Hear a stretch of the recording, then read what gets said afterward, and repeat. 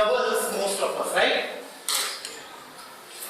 थोड़ा सा अकेले होते नहीं है कि तुरंत फेसबुक खोली या फोन मिलाया किसी को।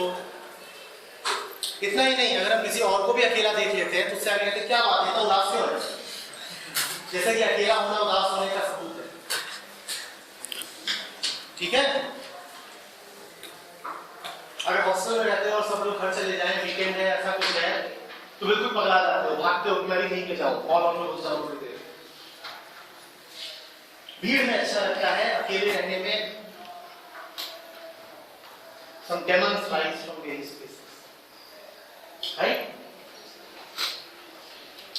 लोनलीनेस से डर इसलिए लगता है क्योंकि हमें जो कुछ मिला हुआ है वो दूसरों से ही मिला हुआ है, और दूसरों से जो मिला है उसके अलावा हमने अपने आप को कभी जाना नहीं। तो जब ये दूसरे कुछ देर के लिए जीवन से, मन से हटते हैं, गायब होते हैं, तो हमें ऐसा लगता है कि जीवन ही खत्म हो गया, क्योंकि जो पूरी तरह से अपना है उसको हमने कभी जाना नहीं है। हमने बस उसको जाना है जो मुझे किसी और से मिला है, और मुझे सब कुछ दूसरों से ही मिला है। नाम दूसरों से मिला है, बिलीफ दूसरों से मिली है, रिलीजन दूसरों से मिला है, जिंदगी के गोल दूसरों से मिले हैं, जिंदगी की डेफिनेशन दूसरों से मिली हैं, freedom, truth, career, money, love, marriage, society, इन सब के बारे में मुझे दूसरों ने ही कहा है कि ऐसे होते हैं और ऐसे होते हैं। मेरी जिंदगी में सिर्फ दूसरे ही दूसरे भरे हुए हैं।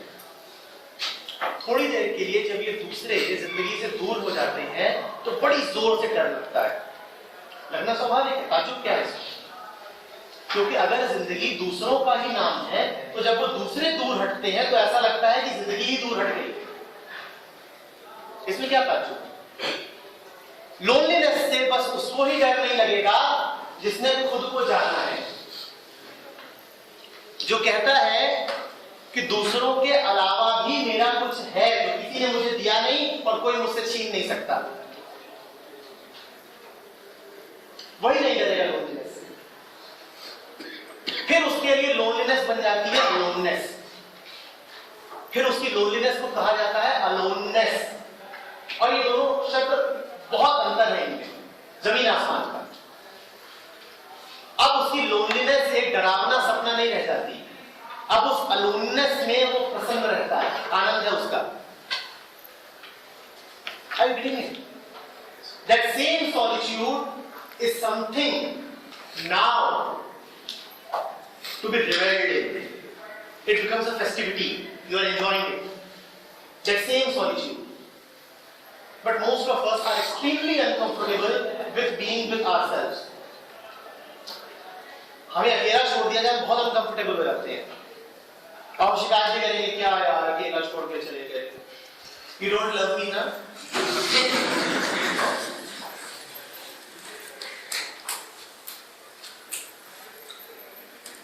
जिसको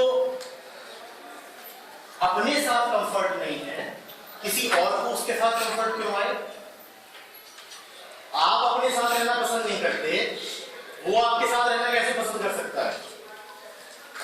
आपकी हालत इतनी खराब है कि आप अपने साथ रहना गवारा नहीं कर सकते। You know I think, how can I do it myself? आप अपने साथ रहना बर्दाश्त नहीं कर पाते, दूसरा कैसे बर्दाश्त कर ले आपके साथ रहना? सबसे पहले तो अपनी अलोननेस को पाइए, अपने साथ खुश रहना सीखिए, दूसरों पर डिपेंडेंसी घटाइए। बात समझ रहे हो?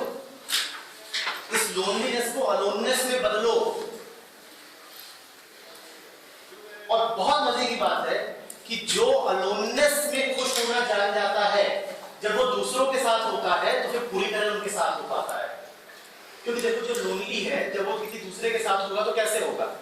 I was lonely, I was desperate for company, कोई मिल जाए, कोई मिल जाए। तो अब जो मुझे मिलेगा मैं क्या करूंगा उसके साथ?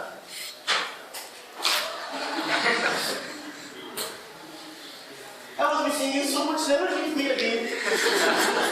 वो कह रहा है मुझसे क्या गलती हो गई, छोड़ दे, चेक हो रही है।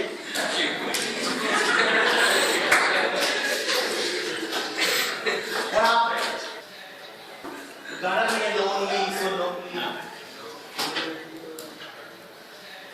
लोनलीनेस से जो भी रिलेशनशिप निकलेगी वो पैरासिटिक रिलेशनशिप होगी। आपकी रिलेशनशिप में अगर कोई है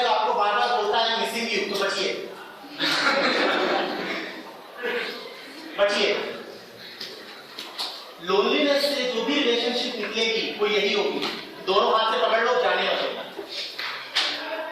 अब वो आपको फ्री नहीं छोड़ सकता, और अगर कोई देखेगा कि आप उसके साथ होने की अपेक्षा किसी और के साथ है तो गहरी जेलसी भी उभरेगी, जबरदस्त जेलसी। ये सब लोनलीनेस की बीमारियां हैं। पॉसेसिवनेस, जेलसी, इनसिक्योरिटी, हमारा लव जो है ना पूरा पूरा लोनलीनेस से ही निकलता है। मेरे सारे दोस्त यार थे, मेरे साथ घूमते थे, उन सब की तो शादियां हुई, मैं अकेला रह गया। मां एक भी करा फीलिंग सो लोनली। इससे तो जो निकलेगा वो गड़बड़ी होगा। रिलेशनशिप बने पर आपकी कंप्लीटनेस से बने, लोननेस इज कंप्लीटनेस। उससे जो रिलेशनशिप बनेगी वो बहुत खूबसूरत रिलेशनशिप होगी।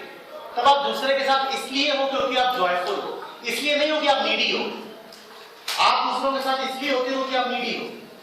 मेंटल अर्ज है या फिर फिजिकल अर्ज है, इन दोनों में से कोई ना कोई नीड जरूर है, इसलिए आप दूसरे को खोज रहे हो। मन की भूख मिटानी है, नहीं तो शरीर की। अब इसमें जो रिलेशनशिप निकलेगी वही रहेगी, एक्सप्लॉइटर एक्सप्लॉइटेड की। सामने वाला मिल गया, या तो उसका दिमाग खाओगे, नहीं तो उसका शरीर खाओगे।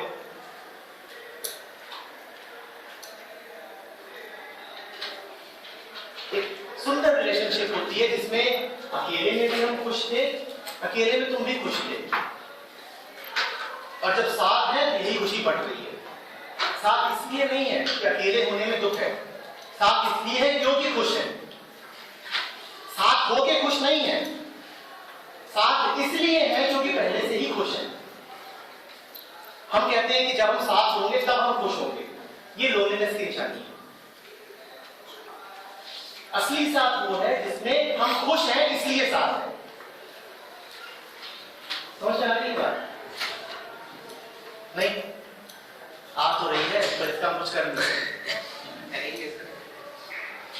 इस सेशन को बिल्कुल बुरा समझना समझ के मान लेना कि तुमने ये बातें कभी सुनी ही नहीं, और बाहर निकलते ही एक्सप्रेस करना missing you again, more so after this session.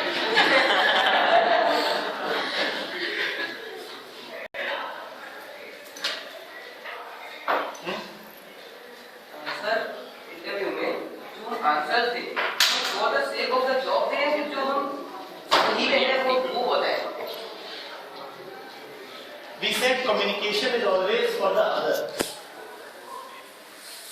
If you are convinced that this is a firm which is not suitable to you, then please don't walk into the interview room. फैसला पहले ही कर लो, ये जान लो कि ये firm मेरे लायक है नहीं, जाओ ही मत उस रूम में। पर जब चले गए हो तो समझो कि सवाल क्यों पूछा जा रहा है और उसी हिसाब से उत्तर दो।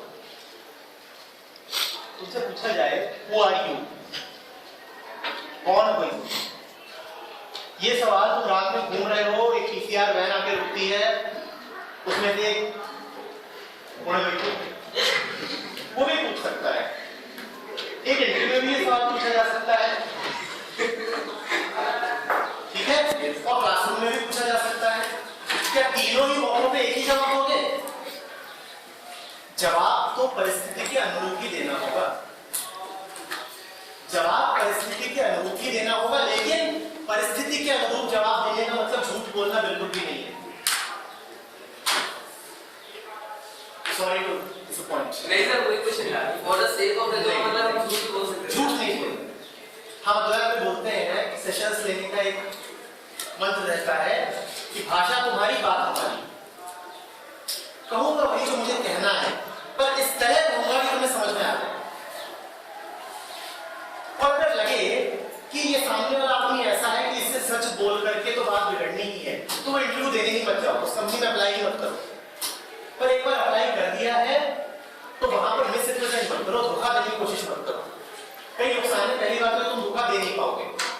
वो HR मैनेजर हमारे जैसे हजारों का इंटरव्यू रोज लेता है, और HR मैनेजर भी इंसान ही है, कोई इंसान पसंद नहीं करता कि उसे झूठ बोला जाए। तुम्हारा और किसी वजह से रिजेक्शन हो ना हो, इस वजह से जरूर हो जाएगा कि धोखा देने की कोशिश कर रहा था, मैनिपुलेट करने की कोशिश कर रहा था, तुरंत रिजेक्शन होगा।